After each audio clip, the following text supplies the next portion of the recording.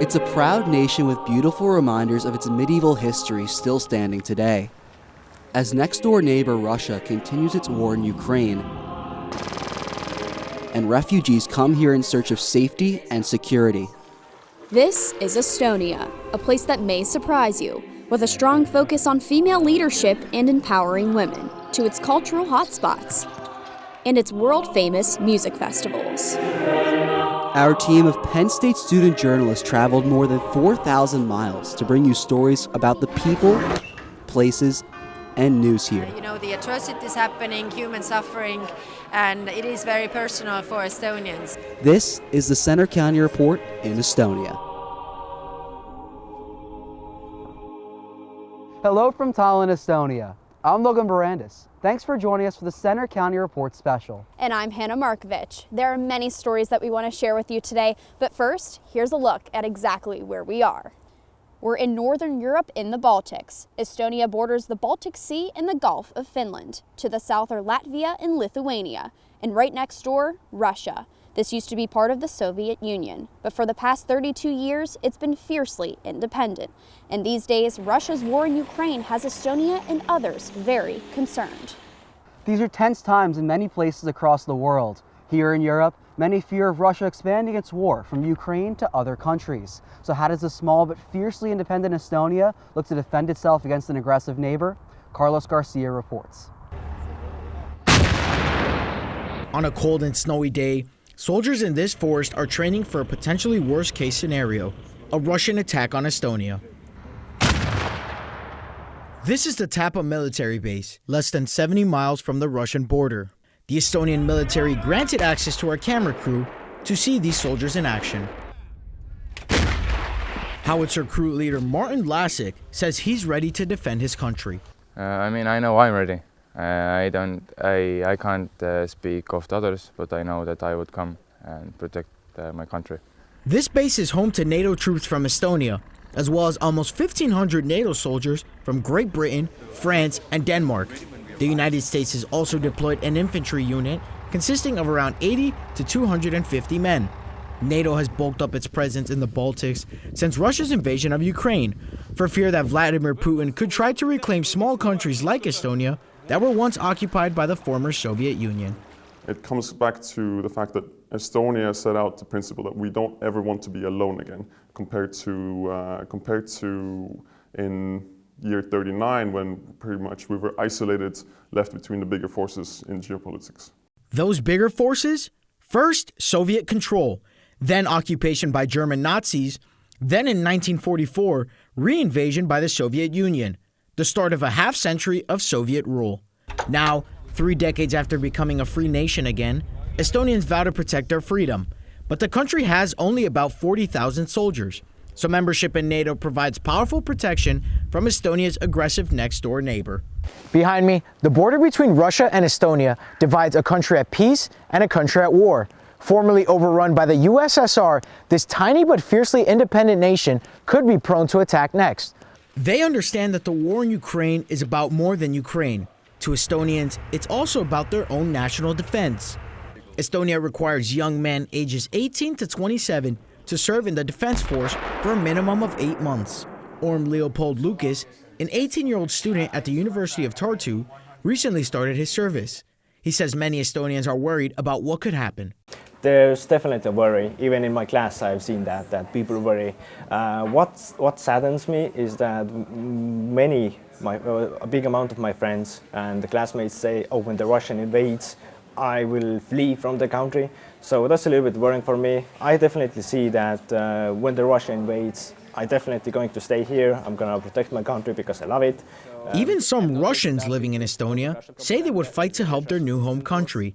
Daniel Martikanyan Yerlakovsky is one of them. Born and raised in Russia, he decided to leave 2 years ago. After his mother died, and with no family in Estonia, he still made the trek and is now going to school in Tartu. He says he's felt welcomed here, despite the deteriorating diplomatic relations between his old homeland and his new home. I have to get this clear. There is not a single person in Estonia who treated me poorly or oppressed me in any way for where I'm from or for what language I speak as a native tongue or anything like that. And he says if Russia invades, he'll fight for Estonia. I would be happy to join some local militia and protect Estonia, obviously. This country has given me way more than I saw in Russia or ever could get there, as a person with my opinions, my values, my behavior. But while Estonians prepare for the worst, defense officials also say Russia's army isn't nearly as strong as many feared when the Ukraine war began. So we've seen that Russia is not some almighty Leviathan which cannot be defeated. We've seen that they are not that great on the battlefield, and the world's second army, as they proclaim to be, is definitely not the second army. Even in Ukraine, they're not the second best army there. But while they may scoff at Russia's faltering military campaign in Ukraine, Estonians are not letting down their guard, not with their independence at stake.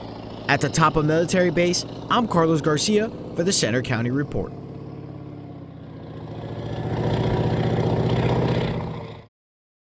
Even the capital city of Tallinn here in Estonia is only about 129 miles away from the Russian border. That's less miles than from State College to Scranton, Pennsylvania.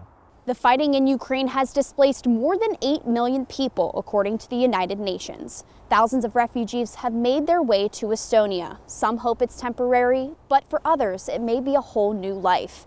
Reporter Tegan Staudenmeyer has talked with some of them. 23rd of February was also a regular day, and on the 24th in the morning, we woke up to get the girls ready, for one of them to go to work and for two of them to go to school. But the boss of the oldest daughter called and said, "Don't come in." The war began.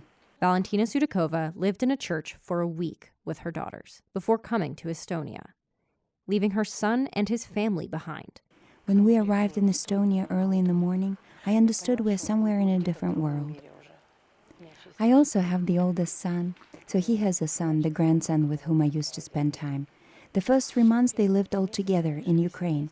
My son told his wife, "Go to your sister to Romania. I don't want our kid to hear and see all this."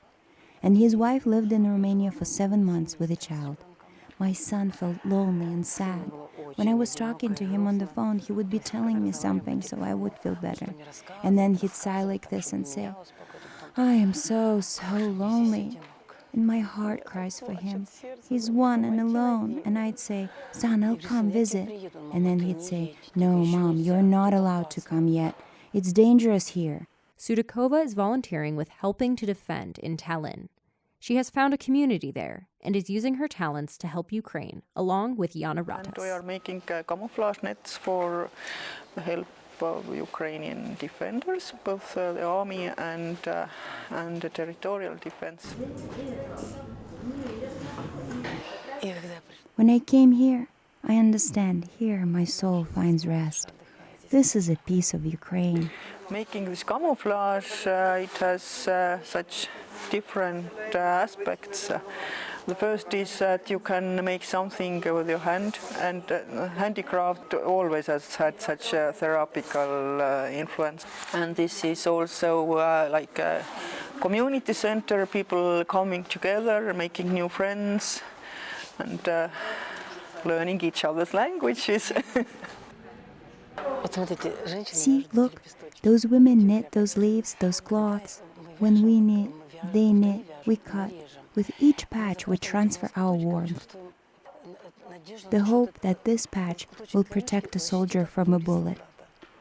But what's most surprising and endearing is that Estonian women come here with Ukrainian soul, pure Estonians, but they have this desire to help. It's very endearing. Estonians are wonderful people.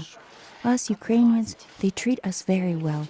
From government to regular people, they treat us with understanding, with respect, with a desire that we feel better. It's a busy news time in Estonia, from border security to Ukrainian refugees. In this country, there is a high level of press freedom, but there are challenges too, including the narratives from Estonian versus Russian news outlets. Lily Riddle reports. Estonia is considered one of the best places in the world to work as a journalist. In 2022, Reporters Without Borders named it the 4th freest country in terms of press freedom.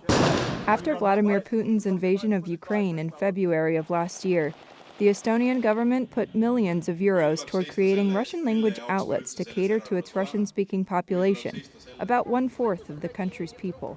These measures seem to have worked. The proportion of non-Estonians who chose Russian TV as one of their top information sources went down by 22% in the past year. Still, whether Estonia will be able to maintain its press freedom levels, especially as the war in Ukraine rages on, remains to be seen.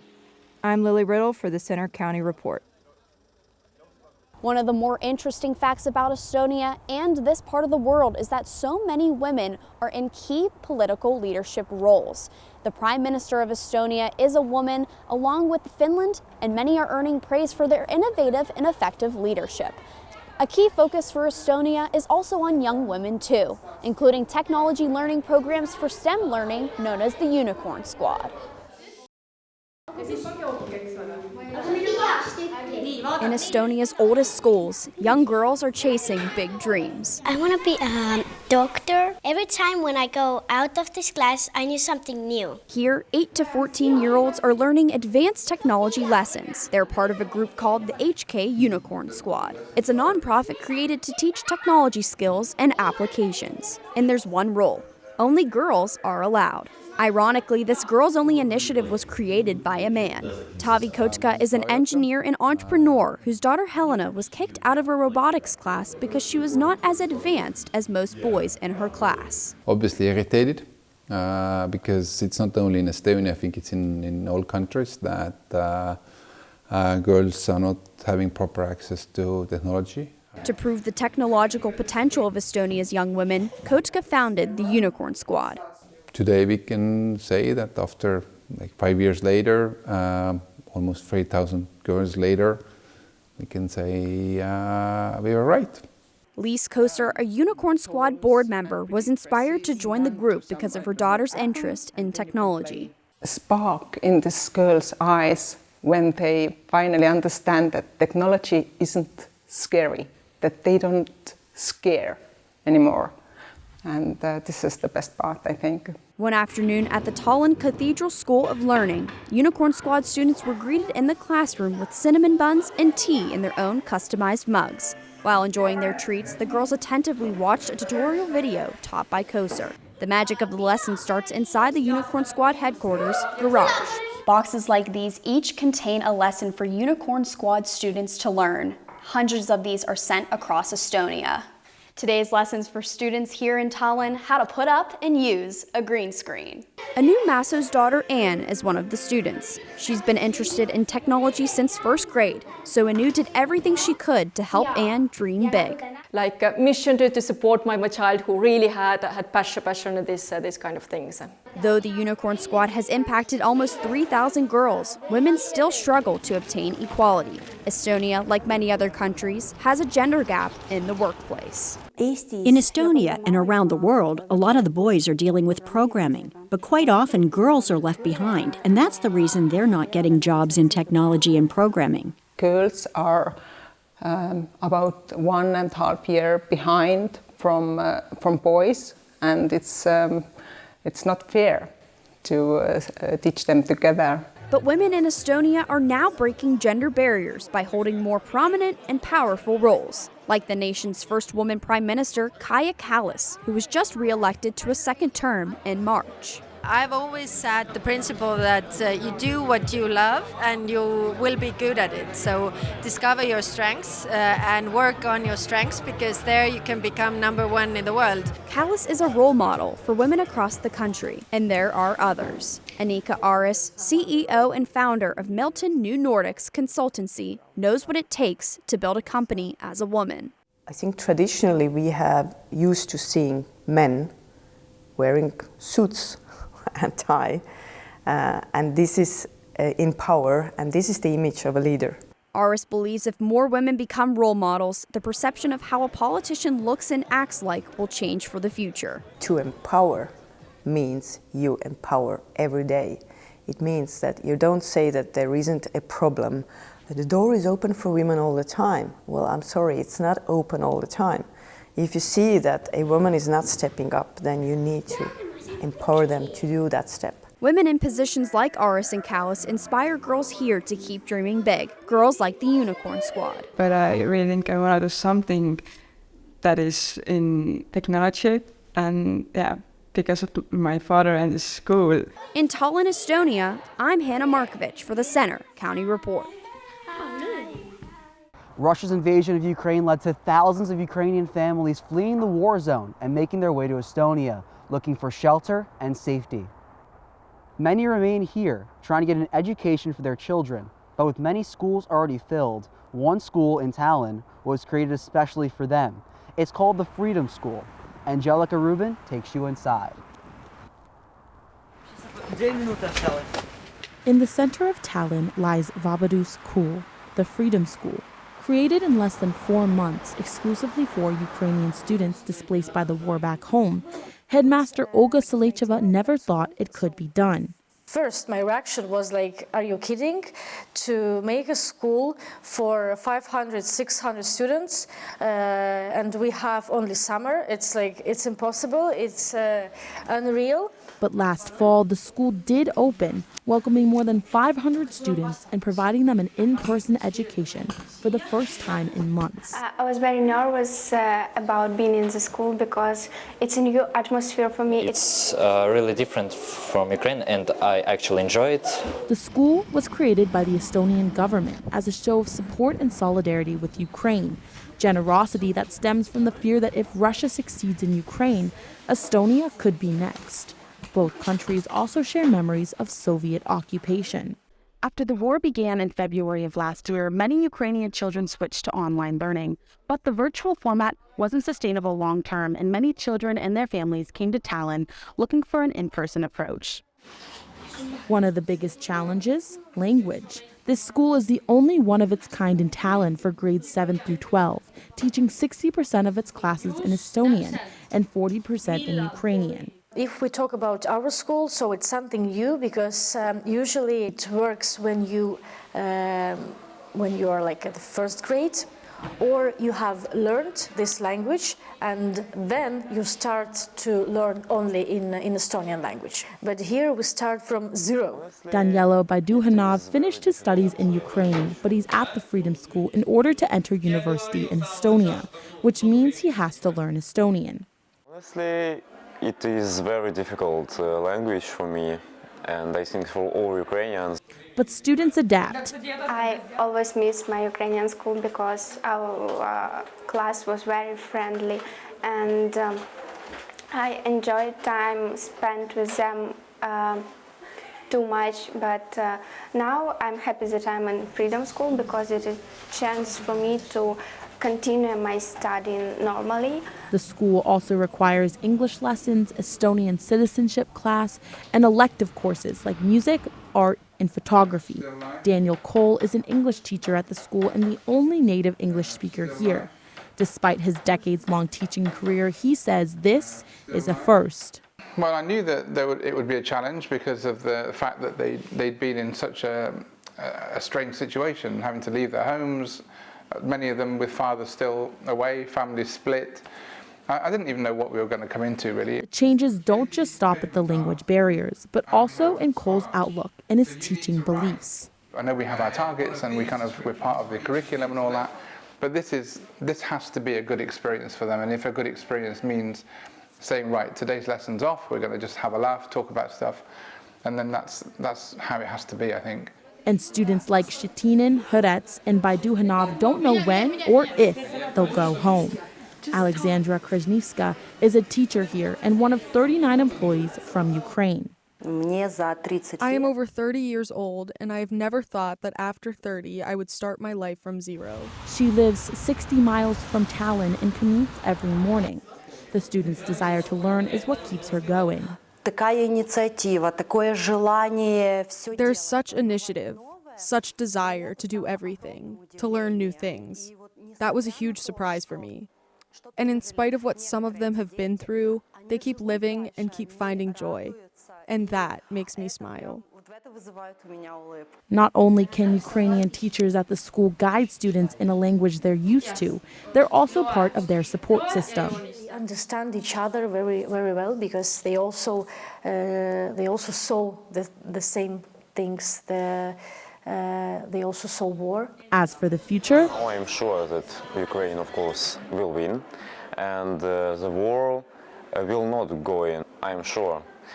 And I think that maybe this year will be victory for us. For now, the school remains a key part of the Estonian community. Many times we see tears because this very emotional process. In Tallinn, Estonia, I'm Angelica Rubin for the Center County Report. Still much more ahead on the Center County Report special. Coming up, Estonia's cultural capitals, Tallinn and Tartu, and what makes them unique. And a look at how hot saunas turn cold winters into a lot of fun around Estonia. We take a look at the country's sauna culture.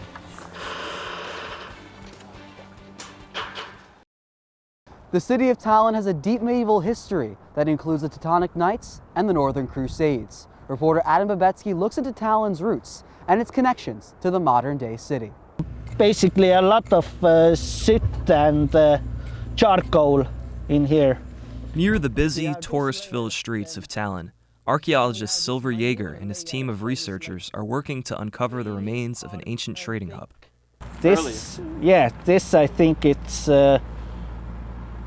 like 14th, 15th century. Oh, so late medieval? Yeah, late medieval. As Jaeger and his team dig, pieces of Estonia's history see light for the first time in hundreds of years. This could be a plow mark, or this could be like a wheel mark of an carriage. Jaeger, the project's fieldwork supervisor, didn't expect to find anything extraordinary here. It was a routine excavation before a construction project in Tallinn's Kalamaja neighborhood. I told my girlfriend that there will be nothing. I will be home at lunch. And that was in the end of August, and I'm still here. Sand. But as his team peeled back layer after layer of earth, natural layer, yes, they discovered something known only from old maps. The remains of Nunna Street, a once thriving center of fishmongers, taverns, and commerce. That if you went to another country and the currency monetary system was different, then you got those tokens. Tallinn's medieval origins are obvious anywhere you look. The city was founded in 1219 during the Northern Crusades. It served as a port city for the Teutonic Knights for hundreds of years. As a Hanseatic merchant town, Tallinn in this period, in the Middle Ages, was really, really very successful. It was like a golden age of the town. What distinguishes Tallinn from other historic European cities is that it has largely preserved its city plan from some 800 years ago. The network of streets, it's really very medieval, and it's pretty much the same street as it was already in the 14th century. Tallinn's medieval Old Town was designated a UNESCO World Heritage Site in 1997. And it draws more than 2 million tourists a year. Some of Jaeger's finds will be displayed at the nearby Kalamaja Museum, located just outside of the town walls. Kalamaja, which means fish house in Estonian, was the city's main fishing port in the Middle Ages. This museum is unique in Estonia actually because it was created together with the locals from the start. So I'd say like 95% of the objects you can see around the museum were all donated by the locals. One of the museum's most unique artifacts is a 16th century child's ball. Small objects like this survived another historic era, the Soviet occupation of Estonia. Much of the city's history was intentionally destroyed to make room for new construction. In 1960s, 70s, 80s, we have the Soviet times, and city archaeology wasn't popular in that time. In fact, authorities tried to create a single Soviet culture, a process known as Russification. That meant suppressing or destroying artifacts from Estonian history. Today, when we opened the ground, we found that there was like the Soviet era heat pipes still underneath the ground, and they have destroyed the layers. Typical Soviet stuff. Plenty of Tallinn's medieval buildings have survived, though. Kirken de Kerk was used by the Teutonic Knights and was once the tallest building in town. When it outlived its usefulness as a fortification, it served a new purpose. These buildings were turned into apartment houses. There were many prominent, people here, artists, painters, movers and shakers of a town. The tower has since undergone another transformation, operating today as a museum. When that tower was completed in 1483, beacons and cannons started to pretty much dominate the siege operations and battlefields as well. Since the end of Soviet occupation, Tallinn's historians and archaeologists have developed a new sense of urgency and a commitment to keep unearthing the city's history. So it's very important to go back there and learn from these times. And if you really get into the topic, you can see that it's not something that is entirely the past. In Tallinn, Estonia, I'm Adam Babetsky for the Center County Report. Every year, the European Union designates 3 cities to be European capitals of culture. This year, Tartu, Estonia will be one of them. But what is this year-long event? Mackenzie Daly reports. Stina Liik is the founder of an Estonian community of creative people called Ayahuasca. It translates to brain vomit. If it seems like a peculiar name for an artist collective, well, Liik is no ordinary artist. She's a street artist who paints in public places and not always with permission of the authorities. Yet, she rarely gets in trouble. When we, as artists, should do some illegal work and should get caught by the police, then it's very likely that it's very pleasant, just like, go home and or finish it another time, but at the moment you have to go home. Liik is also one of the animating forces behind a year-long celebration of the arts that will kick off next year when Estonia's second-largest city, Tartu, takes on the title of Capital of Culture. It's the biggest cultural project of the European Union.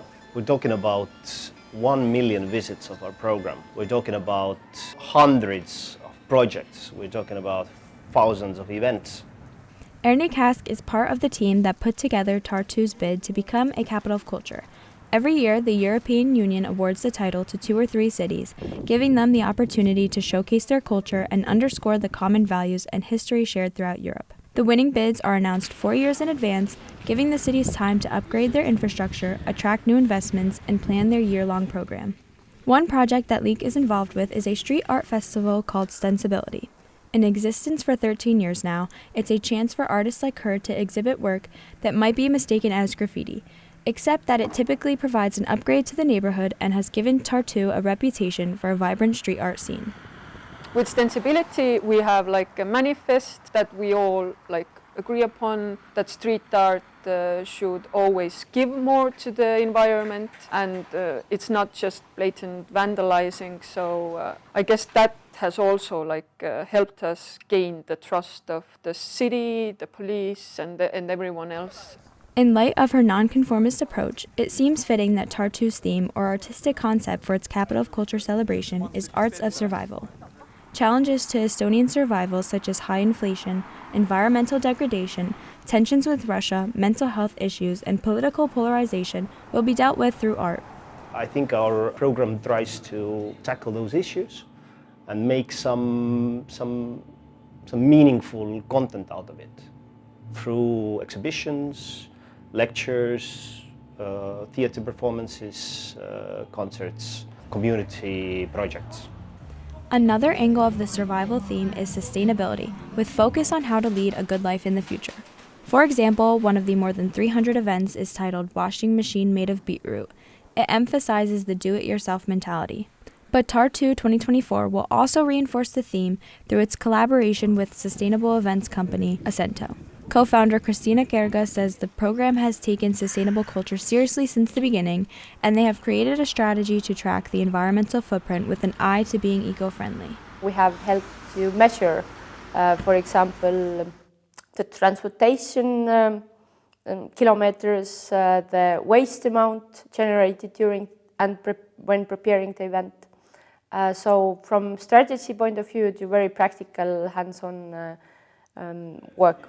Along with Tartu, the year-long event will also encompass southern Estonia. The opening ceremony to launch the Capital of Culture will take place on January 26, 2024.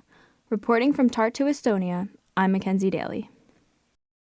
One of the more unique things about Estonia and this part of the world is people's love of hot saunas, especially on days like today. Many homes have them, and they become a unique part of Estonia's culture. It's addictive. After you want to do it again and again. Sauna. It's the one word that seems to make every Estonian smile. The country's obsession with saunas dates back to the 13th century. Sim Nellis is the founder of Whom, a sauna heater company, and is a third-generation heater maker. He says the term sauna means many things, from better health to winter warmth and even national pride. It means sauna, being healthy, relaxing, taking time for yourself, washing your body and also your soul from inside. Estonia is one of the only countries in the world where people bathe in saunas, and you'll find them everywhere, from hotels to homes to even tourist attractions. Here in the manufacturing room at Whom, they create what is called the sauna heater, what the owner of the company calls the heart of the finished product. And that ends up in a place like this, in any Estonian home. In a country with long winters, it's even become a sport. The annual sauna marathon involves teams that visit numerous saunas and spend at least 3 minutes in each one. Whom sent a team to the marathon. But recently, the company's taken on a more serious mission, sending saunas to soldiers in Ukraine. Nellis says the Ukrainian army asked for them after learning how Finland used them when the Soviets invaded back in 1939. In Finnish Winter War, sauna was actually Finn's secret weapon. It was the secret weapon with what they boost man's morale and health, to keep them healthy in very difficult physical and mental environment. Saunas are also a destination for social outings. Here along the Baltic Sea coast, Igloo Park features 10-person units that provide a quiet setting just a few miles from Tallinn's center. It started as a way to showcase saunas, according to manager Taavi Namistu, who says it's a part of their national identity. I think everybody goes to the sauna at least once a week. If there is a group gathering, is it a family or a friends group? If in some other countries you go to a pub, in Estonia you go to the sauna, and after you see what else you do. And this special culture cuts across generations. Marco Susi is a student at the University of Tartu. Because of our history and, well, yeah, the weather as well, right? Like right now it's snowy, so cold. And our history, it's been quite sad, quite difficult. And I think Estonians are by nature a bit more depressed than, for example, like Californian people, because they've had it easier than us. And yeah, we have like a deep cold in our hearts, so we go to sauna to warm it up. Not far from Igloo Sauna is another unique experience. Lenu Sulps is a non-profit organization that invites people to combine sauna with a winter swim. Mart Lepik is one of the creators and is a winter swimmer himself. It helps to keep your vascular system healthy. It's basically like exercise for your blood vessels to shrink and then expand later on. A cold does not exist to me anymore. I don't get sick. The only way to truly understand their fascination is to try it for yourself, which I did.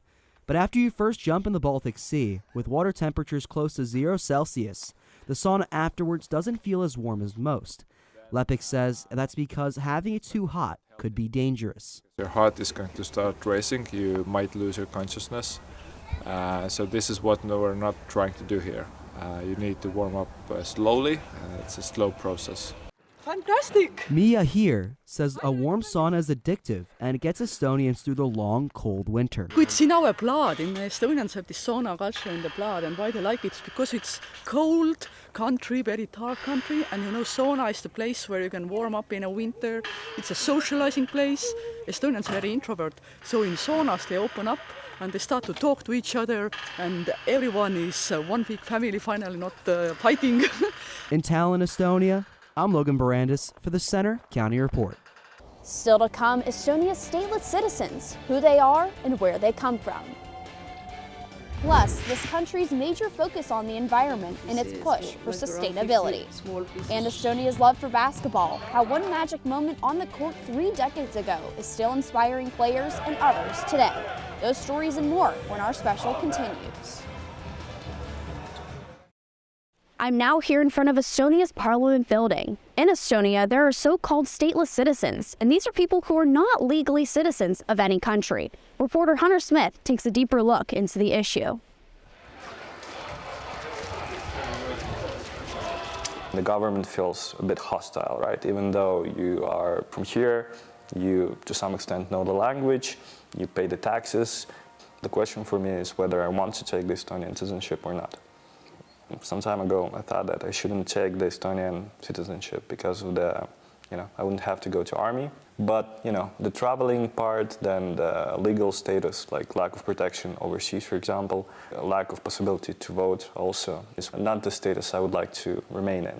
Because of the Soviet times, because of the occupation and all that stuff, it still translates into generational hatred. These are people who are basically nobody. They don't have political rights. When Estonia and Latvia restored their independence, there were not many people who were entitled to get citizenship. For in Estonia, we give it by birth or by naturalization. But in 1992, there was no naturalization process in place yet. Citizens were those who were descendants of people who were citizens before the Second World War. If I say that you are American, this is not about ethnicity, right?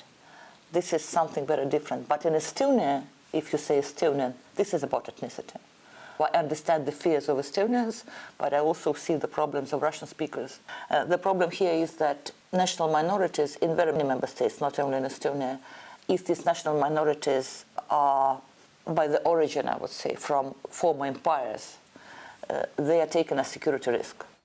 I believe that what Estonian government is doing for years now, and what they continue to do, they're speaking about communist legacy, about occupation and whatever, and this is always a good excuse for continuing discriminating people. In fact, we do have discrimination of Russian speakers. We have pretty toxic political culture in Estonia. And it comes not only to, it's about Russians, it's about LGBTI people. We live in turbulent times, and people are really scared here. I mean, I know many Estonians who are really afraid of Russian invasion. And if people are scared, they're not very Russian. To myself, I explain it as like a basic need of people to kind of feel angry towards someone, and unfortunately they don't understand that hatred makes hatred, right? But yet again, they have the right to be afraid, to be aggressive because of the previous historical stuff that happened. So that's why I'm kind of hesitant about whether I should become the legal citizen. This year's a big one for politics in Estonia. With parliamentary elections this spring, there's a conservative party here drawing comparisons to President Donald Trump's MAGA movement. Reporter Andrew Buckman has more. Just one more MP, then that's good already. Election season in any nation is contentious and often divisive. In Estonia, those factors are even more apparent. The Estonian Conservative People's Party, also known as EKRA, is a populist nationalist party that held in the second most seats in parliament during the country's recent national elections. Led by Martin Helme, EKRA champions national pride, is anti-European Green Deal, and anti-European Union. A death threat to our existence, and our party has always known that. Supporters believe in strict immigration laws. EKRA's biggest opposition, the Reform Party, which won a plurality of seats in the parliamentary elections in March, has refused to work with it because of perceived inability to overcome political and moral differences. This is part of our criticism against the governing party, that they have been negligent of our security situations. In Tallinn, I'm Andrew Buckman reporting. Another big story here in Estonia is sustainability. The country is pushing to have 100% renewable energy. Matt Noah reports. For a country where more than half the landscape is covered in forests, it may be no surprise that Estonia has some pretty big goals when it comes to sustainability, and many small businesses here are leading the way. And you make your things in a way that they does not destroy environment or make any harm for the other human beings. Ridaus is a fashion designer whose high-end clothing lines are well known here. She says one of her goals is to use her fashion to help the environment. We are going into the factories and we are kind of cleaning the mess others are making. Aus says fashion is the second largest polluting industry in the world. To counter that, her company makes clothing from leftover fabrics. Just down the road from Aus's shop in Tallinn is Woola, another small business that's making environmentally friendly products. 200 tons of sheep wool every year. So we gather this waste material and make packaging out of it. Because usually packaging is made from plastic. Our solution is better for the world. Because of the low price of low quality wool, it is often burned and dumped. But Woola turns it from envelope liners to wine bottle holders. Their wool packaging saves waste and is better for the environment.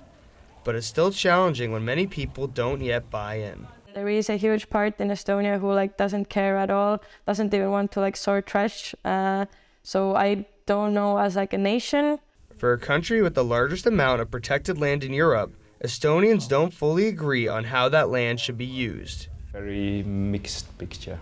As a small nation and flexible society, I think we still have a chance to do this transition in a smoother way than many other societies. Green Tiger is an organization connecting sustainable businesses. It's a personal passion for Helena Visto. We love our nature, we love our country. We feel it so clearly. This is, I think, this connection with nature. This is why we want to keep it this way, and then you cannot destroy it. A Green Tiger partner is the Estonian Business School. It's been implementing sustainability into the curriculum. For Estonia now it's more and more important.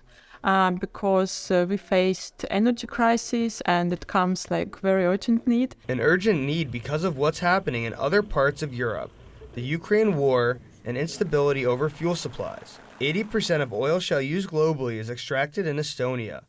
Its 5 operating shale mines are right on the border with Russia. We have to reduce waste.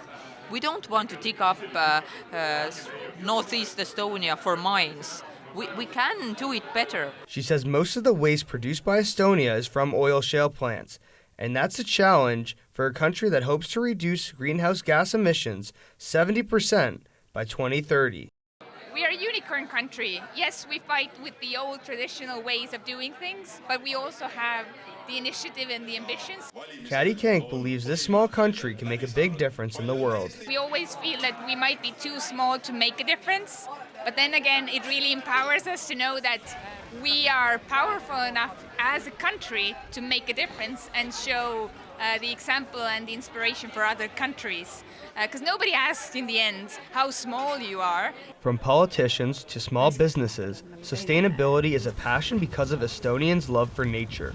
Estonians are very, very, let's say, nature-loving country, and definitely that's one of the core things with me as well, that I would like to protect nature. In Estonia, I'm Matt Noah for the Center County Report. Still to come, Estonians have a passionate love for music and singing, and that history has turned into renowned music festivals that draw people from around the world. We take a closer look.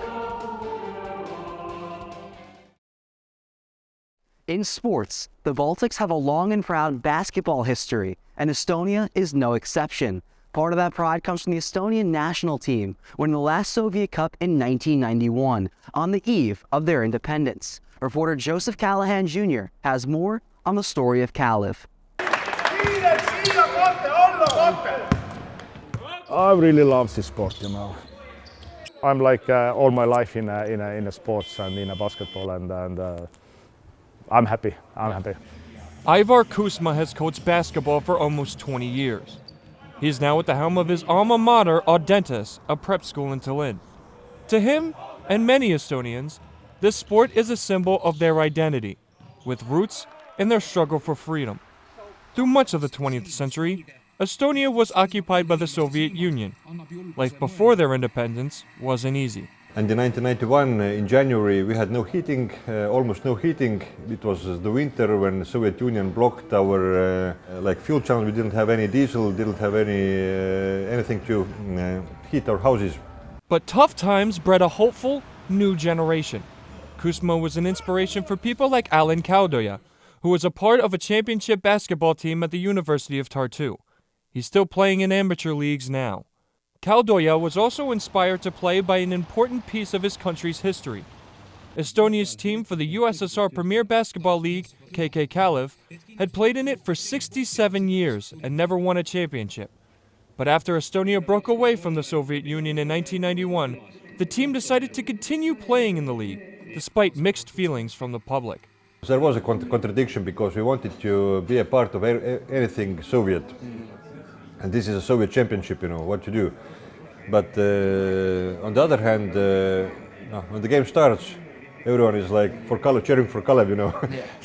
May 6th, 1991, right here at the Kalevi Sporty Hall, the KK Kalev team secured its first USSR Premier Basketball Championship and the second to last year of its existence, defying all expectations. When before and throughout this season, all they asked for was to give them a fair shot.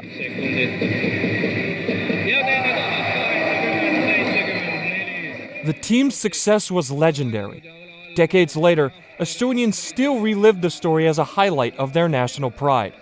The journey the team took was made into a feature film, Kalev. The movie was Estonia's submission for this year's Academy Awards in the United States. I've been working in television and film industry over 20 years. Since day one I wanted to create movies, but it's really complicated and hard because we have such a big competition here. So it took a while. It took me 20 years to make my first feature film.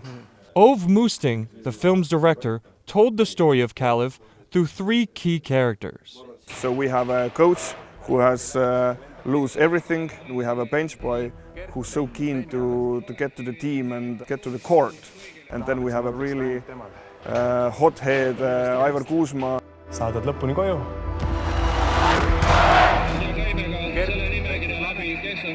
I'm happy that this movie went out. It's showing to the young people a little bit history and how we fight. Before his coaching career, Kuusma was Kalev's leading scorer and is Estonians' closest comparison to NBA legend Michael Jordan. The people who support us, they feel that we beat Soviet Union teams, and then now we are going to be separate. It's something special. His position at Audentes helps the school attract the best young talent Estonia and the world has to offer. Oh, whoa, Estonian basketball legend is going to be our coach, and he's a legendary basketball trainer too. For some Estonians, basketball is a passion, a culture, a life. It's so important to Kuusma that he offered to sit down with us just days after the death of his father, a man who helped spark his love of the game. My father took me every time with him, and that was first love to the basketball. Now, Estonians are seeing Russia's actions in Ukraine and fear they could be next. History river is like a very quick flow situation, because it can be a decade when nothing actually happens, but then everything happens in days or in weeks. It's not a funny, but it's a really sad coincidence that 30 years later we are on exactly the same point, and if nothing have changed. Regardless, the sport of basketball remains a metaphor for Estonian solidarity in the face of Russian aggression. This is a teamwork, and believe me, all players who had experience in team sports, they are really good workers in other teams or business or in somewhere where you need a teamwork. Believe me. In Tallinn, Estonia, I'm Joseph Callahan Jr. for the Center County Report.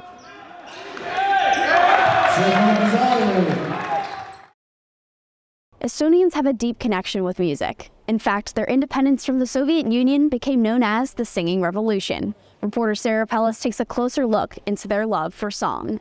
Music and song is not only a deep-rooted part of Estonia's heritage, it even played a key role in the country's freedom. After a half-century of Soviet rule, a series of demonstrations in the late 1980s at the festival grounds in Tallinn grew into massive singing events featuring Estonian patriotic songs. Soon after, as the Soviet Union fell, the events became known as the Singing Revolution, a unifying show of nationalism and pride. Chorus classes, events, and groups are still popular across the country today. And the Estonian Song Festival is one of the largest choral events in the world, with more than 30,000 singers. It's held about every 5 years.